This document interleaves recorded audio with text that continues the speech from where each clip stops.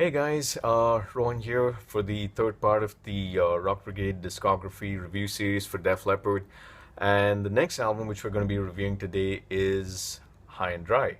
And as you can see that this was actually studio album number two, which came out. And this was really where you could say the turning point came for Def Leppard. Unlike the previous album, which is On Through the Night, which again is my personal favorite in many ways. In fact, in some ways, I do like it a bit more than High and Dry. But High and Dry itself was an album that really started to turn the tide for Def Leppard. They started to get recognized in a very big way. What was good was that it actually started to help that when they started to realize the power of music videos around this time. So, for instance, bringing on the Heartbreak, a couple of other tracks which were on here, Let It Go, featured some live performance footage, mixed together and so on. And that actually probably helped in a very big way in terms of generating a lot of publicity for the album and for the band themselves. Uh, Starting off, so who was involved? This was kind of the final album in a ways that Pete Willis was involved in.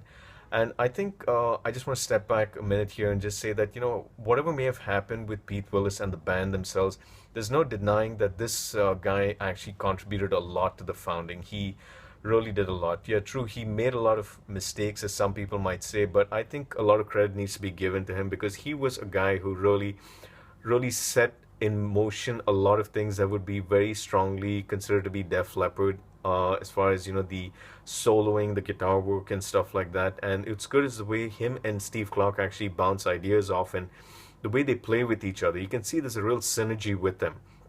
And I think that's something to really take note of out here. The production itself for this album was way, way higher than what had come out the previous year, which was in 1980 with On Through the Night. 1981, with this album, you can see that Robert John Mutt Lange, or Mutt Lange as we're going to call him now, as he's always known, really started to push the band to really do better than what they thought was their best.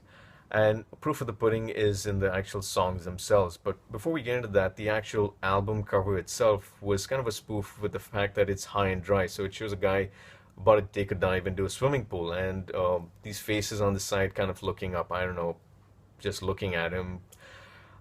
Personally, I think it's a bit of a strange album cover in some ways. A lot of guys like it. I just feel it's a little strange, but cool nonetheless. It's got an interesting element to it, so we'll just leave it at that. But you guys let me know what you think. The songs themselves, Let It Go, really, if you thought like Rock Brigade from the previous album, set the tone for this album, for that particular one, this actually does it even better. Let It Go is still a concert staple even till today. It's played very often, as is the following song, which is another hit and run. I mean, both these songs are just really good. And it's not just about saying they're good, they're so well thought out. You can see the way in which the structure, the way all the elements with the guys in the band, the instruments, the sound quality, the way in which things move, it's all really good. It's all really there. So it is really, really worth checking that part out. And it follows with the song, which I, in fact, consider as my personal favorite track, which is High and Dry, bracket Saturday Night. And this song, for those guys, who might still think that, Leppard is not an outfit that, is a very hard rock act, check this song out. This song, I would even make a bold statement of actually saying that it sits right up there with some of those anthemic tracks like Back in Black and so on. Okay, if someone's screaming right now, sorry, but I just think that it actually deserves that kind of merit. It is really a song that, shows a very cool, catchy thing about, what hard rock is, mixing that melodic element into it. This is really it. And the next track is really what you could describe as, the first sort of Def Leppard ballad.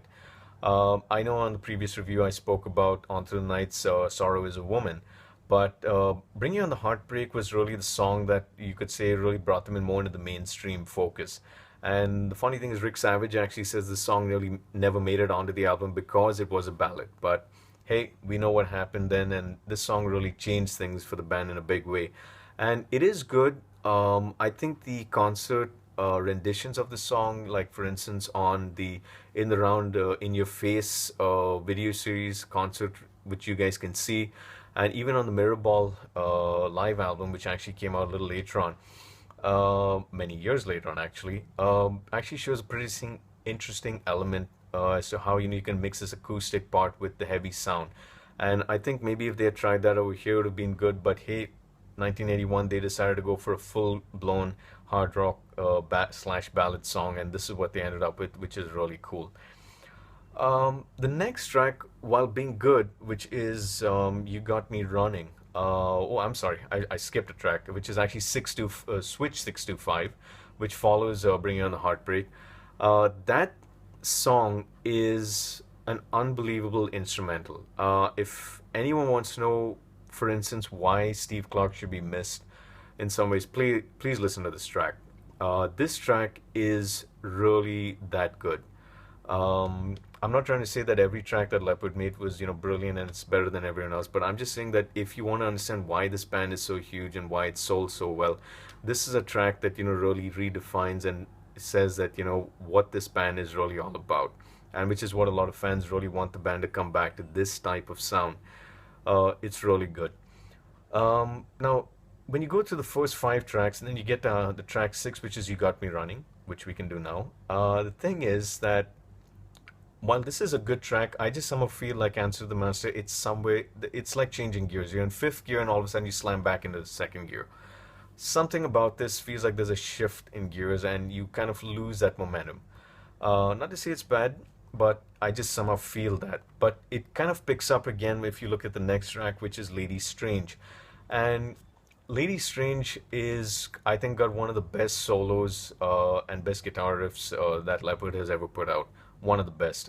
Really, really interesting the way in which Pete and Steve actually just play this part out. It's really nice.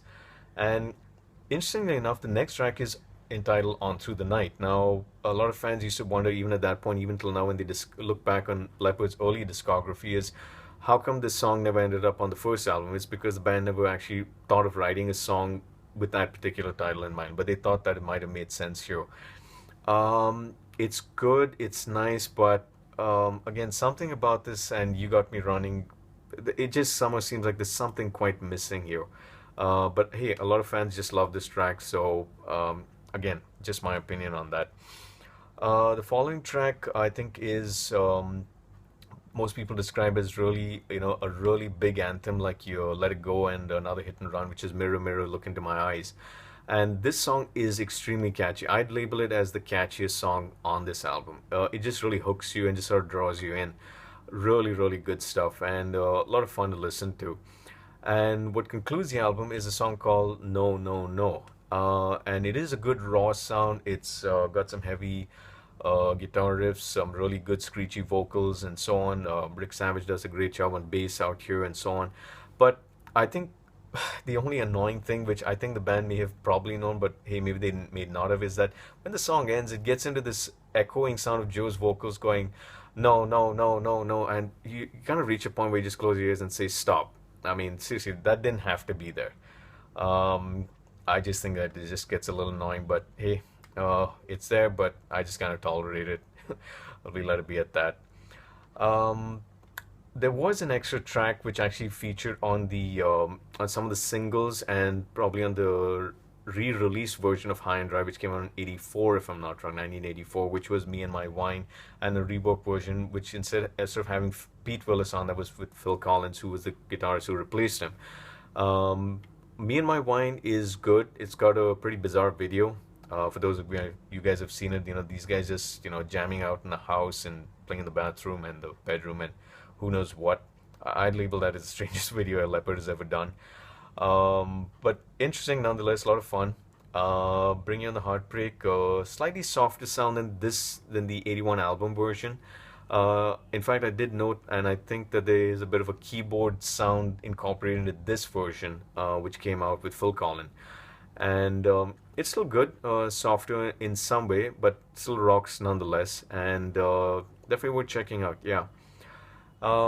So since Leppard has kind of set the tone, they really wanted to take things a lot higher and a lot further and really do something that probably might even, scare them in some ways. And did they actually achieve that? Did they actually make a big difference with what would follow next after gaining, success on a lot of frontiers and actually saying that yes, this is a good band, this is a great band that's going to do some great things.